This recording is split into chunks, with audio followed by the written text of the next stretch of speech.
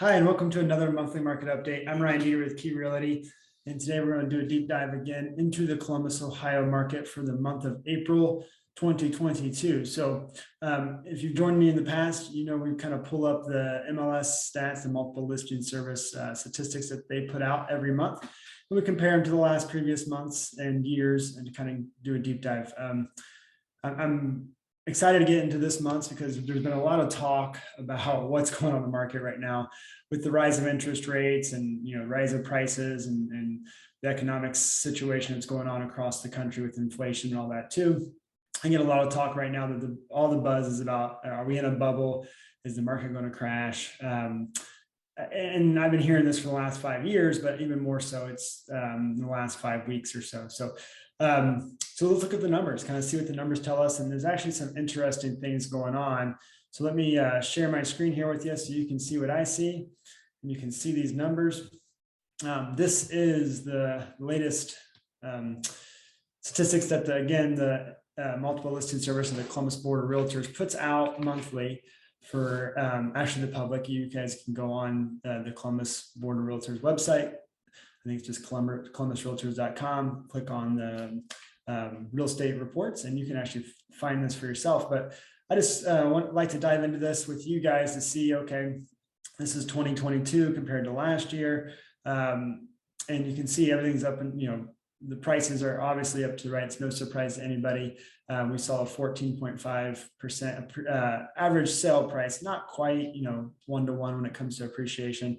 This is the average price point now in the Columbus region, up from 291 from last year up to 334. So again, another pretty big jump. And obviously, as that number gets higher and we still see these high percentages, the number grows a lot faster. The thing that's interesting to me is that we actually have a little less sales, but not a significant amount. Before I dive into this year's too much, I want to look at last month's a little bit too, but then we're going to look at last year's and really compare April 2022 to 21 and kind of see what's going on to try to help understand what's going to happen here in the future, as much as we can predict the future with these numbers. But last month we saw still almost 12% average sale price. A little less closed sales as well, 2.5. So not a significant amount, but still amount. Inventory of homes is up, but the month supply is still was about the same. So it's an interesting little statistic. We had more inventory, but still same, or more homes for sale, but still the same amount of inventory. So going back to this month, you can kind of see that helps tick this up a little bit. And month supply of inventory is the thing I watch very closely to understanding what's going to happen in the market, because this is really the key is having inventory supply. And then also the flip side is the demand. How many buyers do we have? So obviously, as supply and inventory stays very low, the demand doesn't need to be that high to continue to be a seller's market. So even though we have very high demand, and that's what makes this like almost a super seller's market, we have really high demand and really low supply. A balanced market, again, is about 6 months supply when it's a balanced, neither sellers or buyers market. About a 6 month supply, to put some context in there. So again, this is back to this latest month. We're seeing these numbers. Days on market is another thing I kind of watch closely to see how fast things are selling. And on the average, 13 days on market until sell. Now, this, keep in mind, this is, I believe this is from in contract to close. So listing day, contract, and then closing is 13 days, which is an extremely, extremely fast process. So just keep that in mind. Days on market last month was 18. So we saw, a quick fall, even from just 1 month over. 18 to 13 is a pretty big change in 1 month's time. I want to pull up, embarrassing. I want to pull up last, I think I have it ready to go here. Bear with me 1 second. Yeah, I got it right here. So this is actually 2021's report here. And I'm just going to put this side by side so we can kind of see these side by side, because I want to spend some time on this. See if I can get this over. My face. Let me get this over a little bit more. Let's actually do it this way. Kind of see here. There we go. So now you can see what these numbers are. This same level there. All right, thanks for bearing with me there. So kind of see what these numbers are for, but I want to dive into kind of the difference here in average price sell. We saw 16 last year, so a little bit less this year, average price uptick. But when you have the number higher, it's going to be about the same amount of money, even though it's a little bit less. You know, when you're talking about percentages, obviously the higher the number, even though the lower percentage, it can still be just as high as a jump in price point. So, you know, very similar price point jumps on there. Median sell, you know, very similar there as well. The thing I want to really focus on, and the numbers that really stick out to me, is the number of sales. So sales closed last year, we actually had an uptick of 23%. This year we're right at, you know, it's actually at under, you know, 1%. So, you know, very similar. You're not seeing that growth in sales.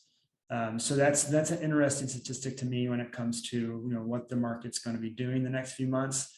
But again, I like to go back to the month supply of inventory, because, you know, if this is pretty much anomaly, you know, zero, you can call this zero at 1% and zero. So there's not much change this month, month over month, this month at least, when it comes to inventory and supply. But, you know, inventory of homes for sale, we did go up, you know, compared to last year, 11%. So this is a good sign for, you know, maybe some buyers are looking to buy, but it's not a, you know, I don't think it's a significant amount to really shift a market, because last year we saw a negative 41.6% supply, inventory and supply, and we were already, you know, that 3,323 was not a, you know, it's not a great number of supply, you know, really, when it comes to the amount of homes needed. So, you know, really set the bar pretty low here when it comes to supply, but we're seeing a little bit of an uptick, but we're still not to the 2020 numbers quite yet.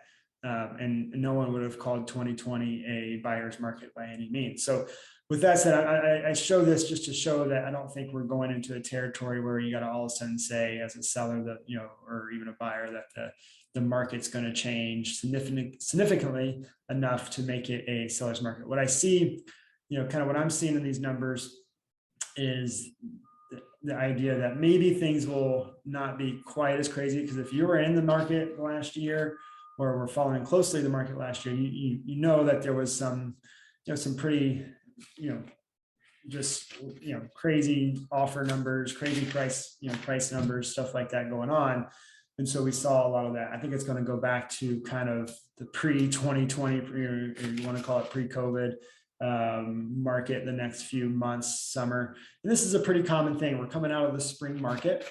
And so it's not surprising that we're going to start seeing some things start to cool off. Typically, here's what happens is sellers watch the spring market very closely. They see their neighbors sell for an astronomical price in their mind and say, well, if they sold for this, I can sell for that. I'm going to list my price, you know, my house, you know, for the you know, higher than their sale price, even though their list price, you know, was much lower. And then all of a sudden buyers see that and say, okay, that seller is going to agree. We're not going to make an offer at that price. The house sits a little longer, and we see, you know, kind of, you know, some price decreases on homes, and homes sit a little longer. So we start to see that inventory tick up in the summer, and as well, you know, when it comes to leaving the spring market, if that makes sense. So the other drastic change we saw is in contracts. So not only the closed sales, but in contracts were up, you know, fairly significant last year this time, and we're seeing a slight dip in that this year. So we're just seeing less homes sold. But, you know, keep in mind, 2021 was a record year in the amount of homes sold in the last, you know, 10 to 15 years. So so it's not a surprise that we're not going to, you know, keep that pace up, but at the same time, we're still seeing, you know, higher price points, you know, competitive offers, homes selling quicker than they did last year. So this is where it gets a little tricky, and kind of looking at the nuance. Homes are still flying off the shelf. In fact, they're selling faster this year than they did last year, where we're going to start seeing an inventory, supply tick up, which could help, take, alleviate some of this, market and some of the pain that a lot of buyers are facing, but still making it a seller's market. And if you have a nice house to sell, it's going to sell, and it's going to sell quick for top dollar still, in my opinion, in the next year, going through the next year. Outside of that, now interest rates, I do think will play a factor in seeing that, and prices getting up higher. The cost of purchasing, unfortunately, if you're borrowing money, is going to go up, not only with just the interest rates, but also with the price increase. So those are factors that I will play are going to play a factor here. But if you look at the past to predict the future, the markets don't shift. Prices don't go down based on interest rates. Interest rates and prices are not, linked together on how it influences the market. The market is influenced more by individuals and their situation in the economy when it comes to, job promotion, wage growth, wage loss, job loss, and then, what is their pain and what is their pleasure in this market, whether they, have kids, need more space, get divorced, get married, whatever those things really still drive markets. And so in 2010, what we saw is, a lot of job loss. And so people who had wage decreases, they were over leveraged in their home. They had job losses or hardship, and then all of a sudden were too leveraged and could not keep up with payments. And then that caused a surge and housing prices to drop and people being underwater in their homes. Will we see something like that this time around? I can't say for certain, but I still feel like the economy as a whole, people are still keeping up on payments. Foreclosures are not all of a sudden, there's not a whole lot of looming foreclosures on the horizon. And people still have, the ability to pay, because people are still paying their mortgages, and people still have equity. So if you do have a hardship, you do have a lost job, or just can't afford your mortgage anymore, what you do is you just sell your house, and you actually come away with, I think an average of $50,000. As a whole, many people have a lot more, hundreds of $1,000s in their home in equity. So there's an easy escape if you do have that hardship, making it foreclosures an unlikely scenario, driving prices down across the board. So the market conditions still seem to be pretty healthy for Columbus. I think with all the news, everything going on in this market, I still think that the Columbus market's strong and stable, but we'll see what the future holds for it. So if you have questions about this, always happy to help. Always happy to talk to you about your local community. Always happy to, every, when I say real estate's local, whether it's, a pocket of Columbus here and or, across the country, it's going to be different depending on your local market and local market factors. So always happy to have that conversation.